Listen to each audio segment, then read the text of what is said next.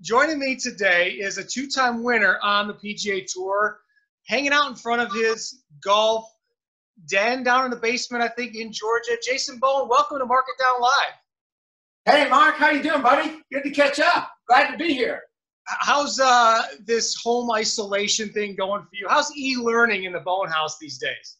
You know what? It's fantastic. I probably should have been an educator, but no, and all joking aside, my kids are full on in school. We're very fortunate to be where they are. They report every day. They have every single class, all their instructors. It's all online. It's all Zoom. So Tawana and I are fortunate enough that we are not doing any educating. So that's why I would be a great educator, because I don't have to do any educating.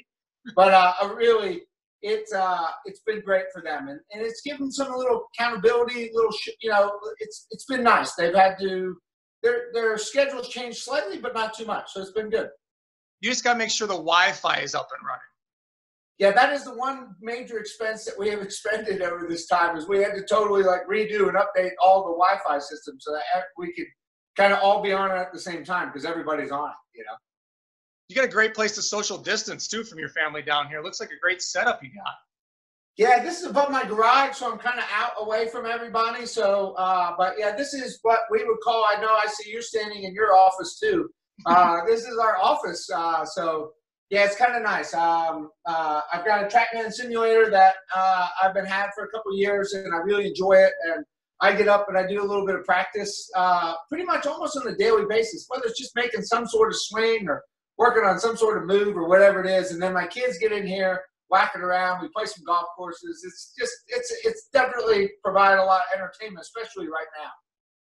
It's better than hitting into a net. I grew up hitting into a net in the north, just like you did. You grew up in Pennsylvania, and you have to figure it out as you go about practicing in the winter. I want to touch on something that we had a little fun with out on tour. And I will say, Jason, you're known as a bit of a prankster out on the PGA Tour. And you got me pretty good at a charity event in Alabama. You want to share with my listeners and my viewers what happened? Oh, yeah. Well, and I actually love this, Mark. I'm so glad. You're such a good sport. We knew we could do it to a good sport. Yeah, so we were raising money there in Tuscaloosa for the tornadoes that went through a few years ago. Did a lot of damage. And Dickie Pride had set up an event that we were all at. And it was just a silent auction type environment. And when we got into the silent auction, you just walked in, you signed in, and everybody got a number, and you just kind of looked at your number. Well, I just happened to be standing over your shoulder and kind of peeking at your number, and saw what your number was. And so I started bidding on everything I could bid on with your number. And actually, I was just trying to bid on probably the most obnoxious thing that I knew a tour pro would have to carry or get out of there and take with him on an airplane or get to the next site. And you found a beauty. I know you found a beauty. I did. There was a wonderful item. It was, and I thought Amy would love it. Actually, it was a Matthew McConaughey signed full-size surfboard. So I thought, why don't we just build this thing to the roof and make Mark Wilson get the surfboard? And I think to your surprise, you end up winning the surfboard. So I can't exactly remember what you paid. I do know that I am definitely waiting for you to get back at me. I understand that. But it did go to a great cause, Mark, and you helped a lot of people, and we really appreciate that. That's the way I looked at it. I remember I bid on a Hogan print. I was so excited about it. I went up to that table where you paid for the stuff, and they said, yes, Mr. Wilson, you did win something.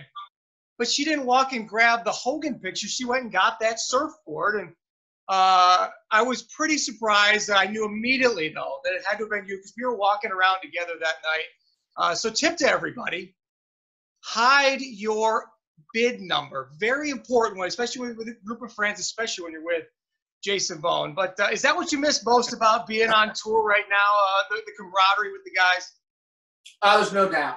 That and the competition are the two things that make us just thrive. We just want to compete. When you're actually in the process of those 18 holes, there's nothing more intense, stimulating for the brain, nothing more, in my opinion. But then outside of that, those moments when you're on the range and you're working on your game, you're going to dinner, those are to me, at the very end of all of this, when I'm laying down and I'm about to enter into the pearly gates of heaven, I will look back at not how many trophies, not how much money, not any of that.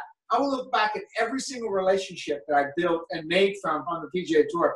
It is a remarkable amount of people and a remarkable, I mean, I can't be grateful or thankful enough to the people who I've met and the friends that I've encountered and embraced through that. I mean, that is what I miss the most. I mean, I can't tell you, going out to dinner on a Tuesday night, you know, just casually with you guys, and is just, I mean, it was a great ab workout. I mean, we would laugh so hard. I mean, we didn't have to go into the gym because we would just be laughing at like Carl Peterson or yourself or Tom Gillis or something. I mean, it was just great. So that's how I've kept my abs in the way they were. I've kind of lost some form because of that. I haven't been able to laugh so much out there.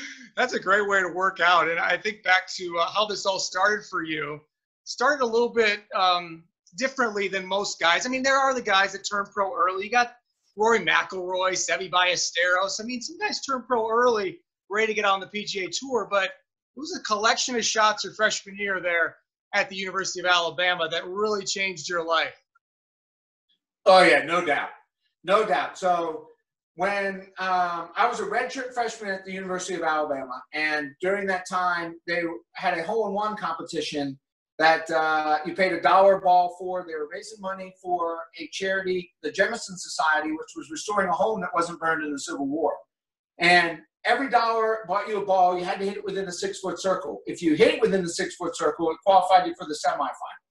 Well, I only had, at 19 years old, I had $10. So I bought 10 balls. I hit one in the circle. And then that qualified me for the semifinals, where there were about 150 shots in the semifinals to be hit. And they needed to measure the 12 closest. So after everybody hit their shot, they measured the 12 closest. Well, the night before was Halloween. And I'm a 19-year-old at the University of Alabama, and I went probably to every single costume party in Tuscaloosa that evening, and I ran into a few punches. A couple of them were spiked, a couple of them weren't. But anyhow, I was not feeling that great the next day when this competition, the semifinals and the finals took place. And fortunately enough for me, my name was drawn third out of 150. So I figured, well, if I hit a bad shot, I just get to go back to bed. Well, that wasn't the case. I somehow skanked one up there to like 3 feet 8 inches, and I had to wait for the next 147 shots to be hit. But it ended up being the third closest. So they take all 12 guys, and they take them to a hole in the golf course, and they give you a ball. They wouldn't even let me use my own ball. They were like, no, it's got to come out of a pack. It was filmed. It was all for insurance reasons. You know, all these criteria were all built around this insurance policy. And it was a 135-yard shot. Well, at this point, I was just ready to get back to bed. I mean, it had been kind of hours going on this range. And, so I just tossed my ball on the ground. I didn't tee it up. What kind of ball? What brand was it? Do you remember? Oh yeah, I'm about to give your viewers a little taste of something that maybe nobody's ever seen. But so anyhow, I take this 9-iron and I swack it. I hit this little heel cut. Takes 2 bounces. Falls in the hole, and I win $1 million. And I'm going to show you right here that this is a pretty rare piece of memorabilia of mine, Mark. Oh, I thought you were bringing out the ball. You must have the club and the ball. It is the club and the ball. Sweet. And it is a Top Flight Tour.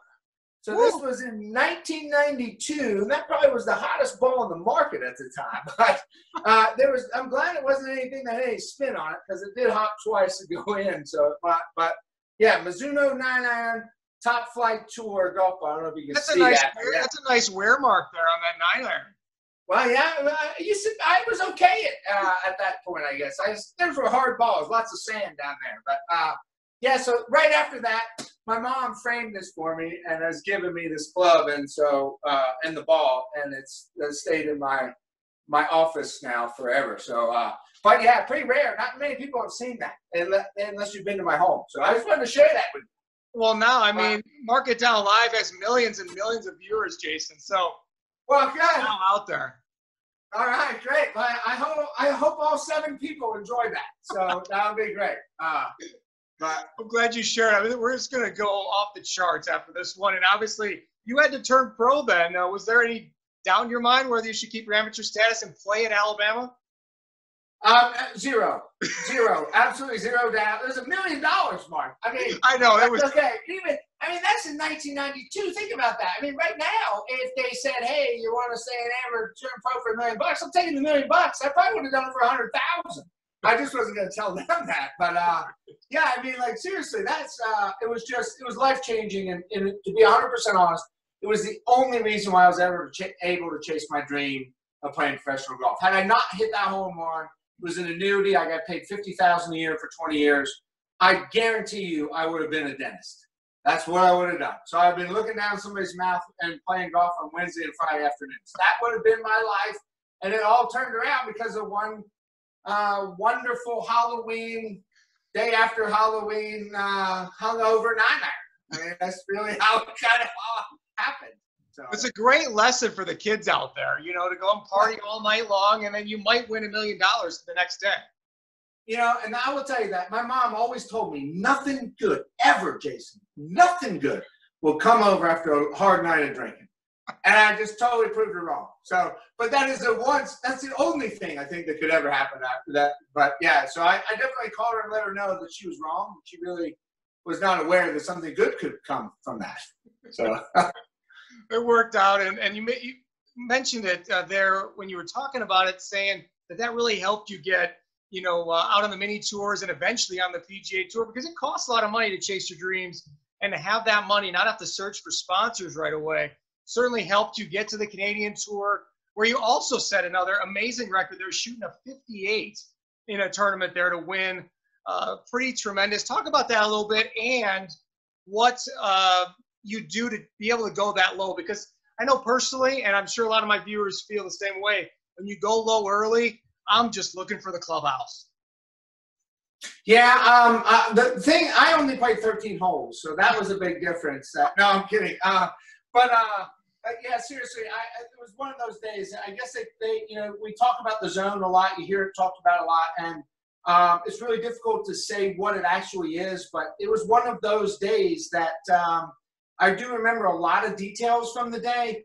But I also remember it being very slow. I never felt rushed. I never felt excited, overexcited. I just never really of going low. And I think that's what enabled me to just continue to go low. Now, why? I don't know. I do know that it was the Sunday after September 11th. So that was really the whole September 11th thing. Everybody was on their mind of just how crazy it was. We were stuck in Canada. We couldn't cross the border. So maybe it was a, hey, this doesn't even really matter. It's so small picture. I didn't even care. My mind was probably in places that I couldn't even imagine what those people in New York were going through and all across the world. So that I look back at that now, and I think maybe could have been the reason why I just never felt really anxious. But yes, I got off to an unbelievable start. I was 9 under through 7 holes. I birdied every hole and eagled both the par 5s. And then I made a bogey on the 8th hole, and then birdied 9 and 10. And so I'm like, man, I'm 10 under through 10 with a bogey. I mean, it was absolutely incredible. And I'll never forget this, because the best part of it is, so I was always an entrepreneurial thinker of the sense of, okay, we're coming down 18. I'm not thinking about winning the golf tournament now. I'm like, ooh, man, if I make birdie, I shoot 57. Well, I'm thinking Canadian Tour, guys got no money. Like, I'm looking for sponsors. What about Heinz 57, man? I'd be carrying a Heinz 57 golf bag. I'd have it, you know, all over, hat, everything. I was thinking, like, how am I going to parlay this into something? Be a catch-up guy. Yeah, I love it. Yeah, I'd be a great catch-up guy. You know, it'd be awesome. But and so I'm sitting there, and my caddy, I hit this tee shot off. It's a par 5 too, which is great. It's par 5, and it's a reachable par 5. And I've got this old 4-wood in my bag to hit my second shot. And I'm sitting in the first cut, and I can't remember my exact yardages, but it was a very comfortable 4-wood right in the middle of the green. And there was a little creek that ran in front of the green. And I was like, hey, man, what about I just hit this 4-wood right in the middle of the green? and he put his hand on it. And this is, and he said, if you pull that, I'm snapping it over on my knee. Here's your 6-iron, lay up, and let's win this golf tournament. And this was a caddy who I had for, from that point, previous and over 13 years. Billy Spencer was the caddy, and he's still caddying on the PGA Tour right now. And I'll never forget that, because from that point on, I called him Captain Layup. We ended up making par and winning the golf tournament, which was his job. It was totally, he did everything in his job to make me do what I was supposed to do. But I wanted to still, to this day, the one shot I regret, like in my whole career, man, I wish I could have rifled that thing right in the middle and two-putted, shot 57. And I maybe still have Heinz 57 right here on the chest, you know? But I knew at least I would have got a case of ketchup or something out of it, you know? So. But you probably would have lagged. Let's say you hit it in there 6 feet for eagle. Would you have purposely missed that puck? Because who wants to shoot 56? I mean, I don't know consciously, but subconsciously, I guarantee it was in there, Mark. There's 57 was all in my head for some reason. But it was an incredible round. I ended up winning the golf tournament, coming from way back. I think it was 6 back to start the day. And so I shot 58 on Sunday to win the golf tournament. And it still, I mean, there's still a lot of emotional tied to it for me. I still think about it a lot, and I laugh about it every time I see Billy.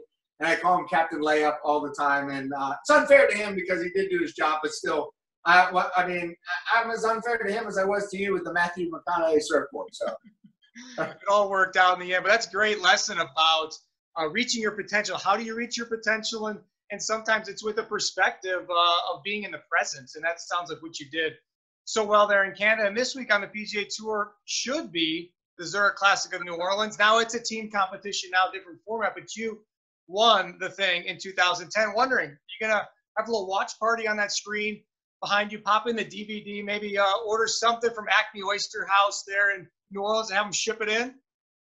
I think that's a great idea. I mean, that's an awesome idea. I'm going to do that. I'm going to make my whole family line up in here, watch the full 4-hour coverage on Sunday. That's great. Yeah, I'm sure they're thanking you right now for making me do that for them. But yes, I would love to go Acme Oyster House. Yeah, and yeah, I have watched it before. I really have. I've gone back. Now that's incredible that you said 2010 because that's 10 years ago. I mean, that's amazing to me that it was 10 years ago. But I have watched it previously since then, trying to get my mojo kind of going back in my mind. How was I thinking those? So yeah, but I think it's great. My 10-year anniversary, I need to bring it back up, Mark. Well done, buddy. Yeah, I think that's great. Some fried shrimp and a couple of cold beers, and we'll pop in the Zurich Classic. There's nothing better than looking at videos when when you're like 15 pounds lighter, your skin looked better, you less gray hairs. Less gray hairs, yeah, but that's less free putting.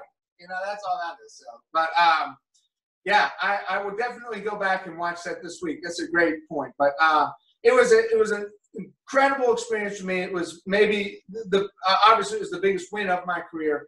But I just on a golf course that I would have never ever expected to win on. Not being a very long hitter, and it being at that time I think the longest golf course we played on the PGA Tour. But to that, for the viewers, I was 57 out of 58 from 10 feet and in with the putter. And that's why I ended up winning the golf tournament. Everything from 10 feet and in, I made it. I only missed one putt inside of 10 feet all week. And that's, that's what happens. That's who wins pretty much at the end of the week is the guys who really putt well from 10 feet and in. Do you remember a certain thought you had while you were putting that week?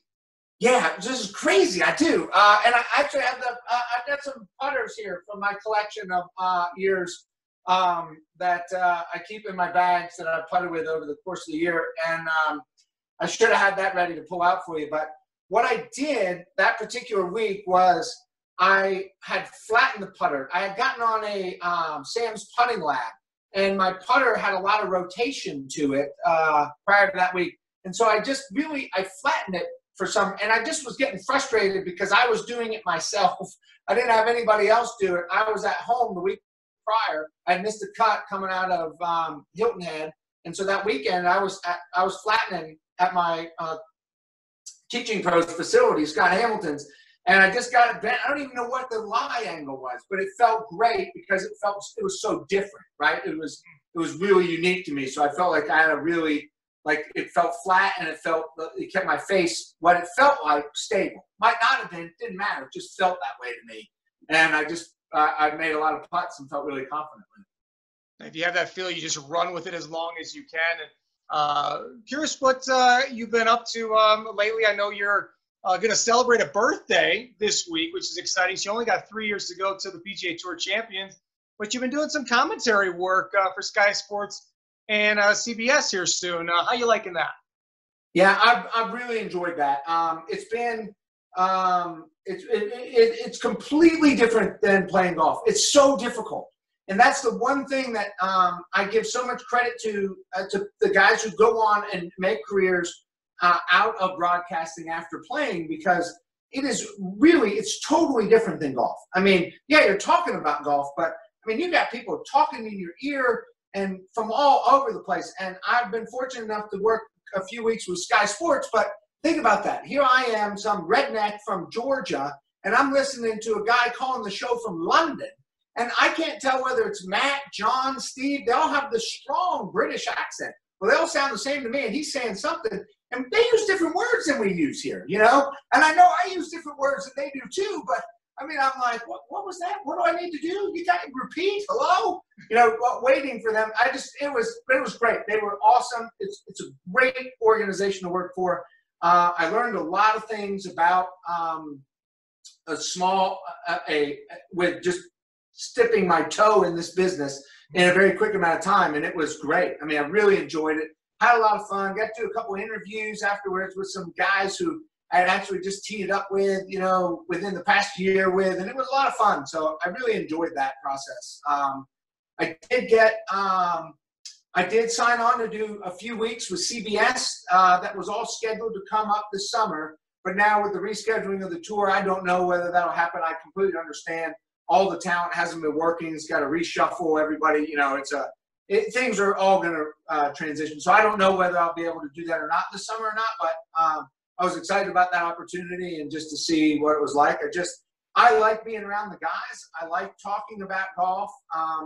And I mean, as you can tell, I like to talk. So, I mean, it's not really, sometimes they got to tell me to shut up. So if that is in your brain right now, maybe your subconscious is telling you, all right, Jason, pipe it down there. But I really would like to do it a couple more times and see if I could make something of it. What I've really enjoyed about the TV and radio is the team aspect of it. You know, yeah, we were out there with our caddy, and yeah, we had our wife and our parents kind of rooting us on. But when you got this TV broadcast you're working on, you've got so many people behind the scenes trying to make a great product go out. We're just one small variable in that. So I really like that. I never got to play on a Ryder Cup or President's Cup team, but it's kind of that feel, that team aspect of trying to get something great out.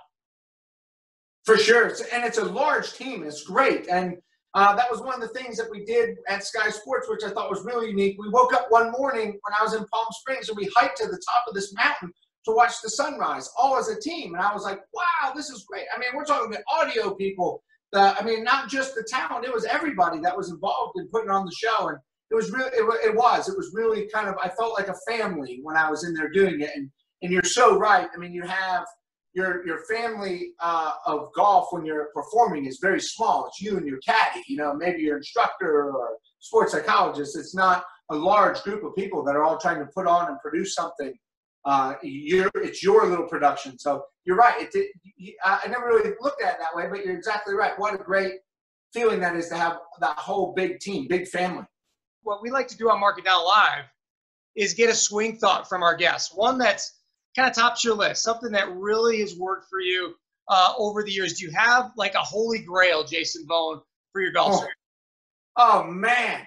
So you're looking for Swing Thought 107B-248.2 then. I got that one. But, yeah, go through the roll. When I asked Carl Peterson this, he's like, Mark, I have 1 million. What do you mean?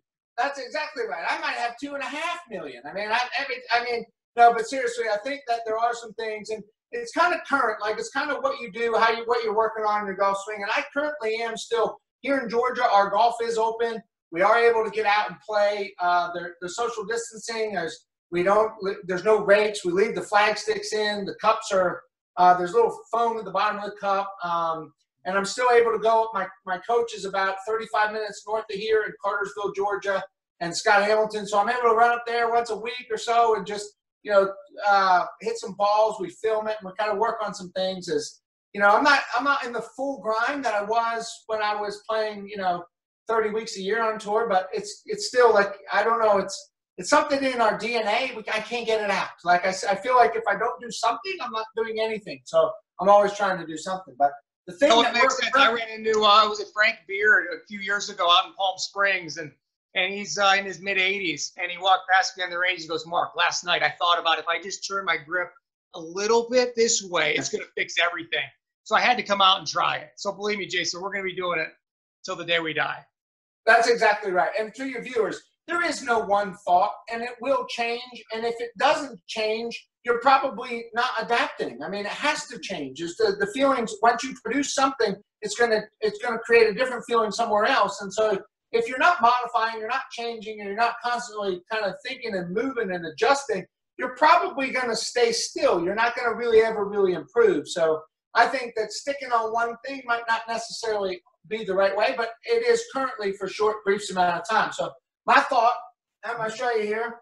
I don't know if you can still see me, but what I think that I do that's very poor that I think helps a lot of people in a lot of different ways is my thought is to create width in my backswing and depth. And there's two things that I think about this. We had a great coach at the University of Alabama. He was not my coach, but he was there long before Coach Jerry Pate, Conrad Railing, God bless his soul right now. But he used to always say to us when we would come up to the range, he would say, "You load the gun and then you shoot the gun."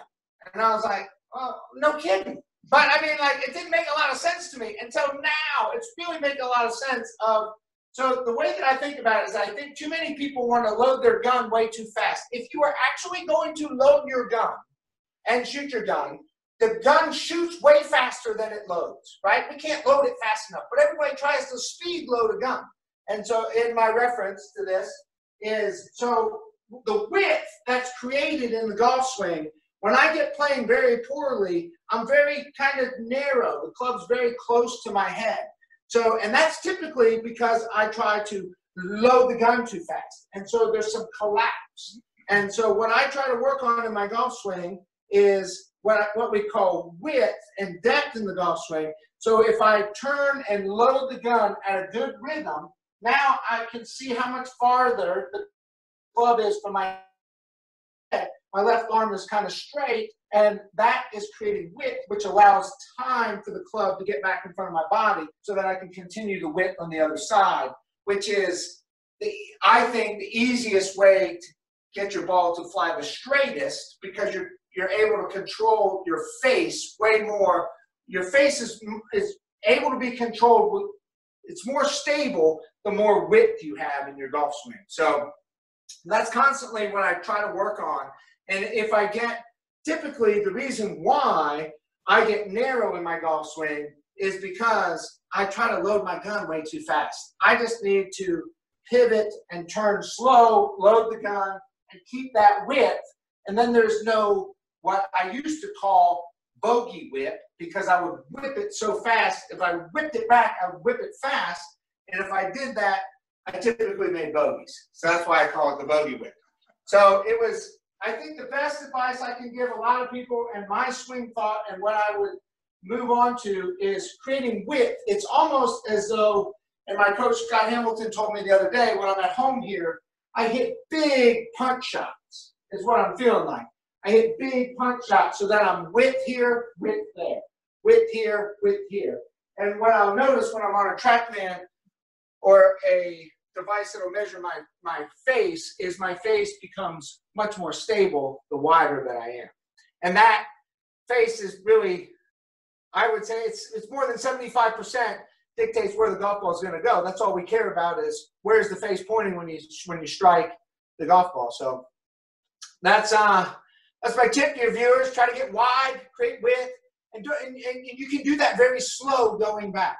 The width going back, I mean, you have to stop to change directions. So, I mean, that's just physics. So if we work on the rhythm of going back and then creating that width in a slow manner versus a rush to get there, I think it's easier to maintain that width with the rhythm of a turn. I had Larry Mize on a couple weeks ago, and he was talking about never being in a hurry to start down. You think about how amazing Larry Mize tempo, and you mentioned rhythm there. It's almost like if you're thinking about this width, you're doing a good job both ways. It seems like the rhythm's just going to happen naturally. It's unbelievable how much my speed increases when my swing slows down. And I know that sounds so stupid, but it's because I'm not, there's no extra movements. There's no like timing movements. If you create width and then the club starts to move back in front of you, you can just go and the speed is increased. I think all of the jerkiness and the whips and the bogey whips, all that does is make your body have to slow down and catch up to time it up, even with the greatest players in the world. So it's like the rhythm of golf swings is, and I think for me personally, and I think there's so many people that could benefit from, hey, let's take our time going back. You know, like, I mean, it needs to be, like, we need a good old Southern drawl on the way back. You know what I mean? It's not a quick, you know, like, we don't need to be that Northern, like, quick, oh, you know what I mean? It's a, whoa, like, real smooth and relaxed. And I think that, you know, there was always counts, but I kind of like to think of it, since I'm a now converted Southerner, I like to say it's my draw, and I take it to the top. And so then I can hit big draws. You know, it's long and quiet and smooth. So Dr. Jim Suddy, who I work with a little bit, would always tell me, Mark, you're pulling on the club again. And that was what you're talking about. That width would really narrow at the top. I was pulling on the handle. It's like, stop pulling on the club. And that helped me out to try to, I guess, limit that transition being too fast, which is something I've struggled with my whole career. So Jason Bohn, hey, thank you so much. You gave me a pretty good ab workout. I'm sure my viewers too, are going to have a pretty good ab workout, listen to your stories, and fantastic swing thought that'll help your game. So we look forward to seeing you on the golf course real soon, or maybe in a commentating booth. Yeah, let's hope so. If you guys hear my nasally Southern drawl, you'll know it's me. You won't have to see my ugly face. And but yeah, hopefully, and who knows what's going to happen. But, you know, God bless you and your family and all your viewers, and everybody stay safe. And let's get through this. We're a resilient human race. It's awesome what we come up with, and how creative you are in doing something like this to get some feed out, to get some energy into people about golf and, you know, just about life in itself. So I thank you for having me on, Mark. I really appreciate it. And please say hello to your family, as we miss them very much. All right, miss you guys too. And once again, happy birthday, Jason Bohn. Yeah, that's right, baby. 3 years, like 3 years, 4 days, 6 hours and 12 minutes away from pegging it for my first time on the old Champions Tour. I can't wait for that moment, Mark. I promise you, that is something that I wake up every single day and strive to get better for that moment, because we are one extremely fortunate athlete to know that we get to totally regenerate and possibly, potentially, a whole nother career at a second point. It's very rare that you can be a rookie twice, and we have that potential to do that. And I just think that, I don't know, I thank God every day for golf and for giving it to us, because it's been amazing. And I can't wait, buddy. I can't wait. I don't know if you can tell. I'm pretty excited about it. I can't really tell. It looks like you're dreading the day, but on that point, I got to get to practice too. I got 4.5 years and a few days and change to join you out there. So I'm going to get back to practice. I'm going to work on my width. We'll see you soon, Jason.